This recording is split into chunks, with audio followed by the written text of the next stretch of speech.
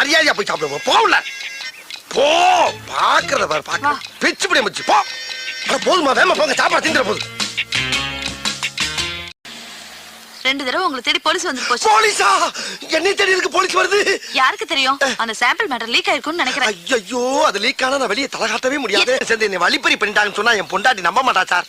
எங்கேயோ அடகு வச்சு தின்னுட்டு என்ன டைவர்ஸ் பண்ணிடுவா. அதுக்கு ஒரு முடிவு பண்ணிட்டு போங்க சார். ஜோலியா முடிக்க சொல்றியா? ஐயோ ஆவுன்னா சோழி.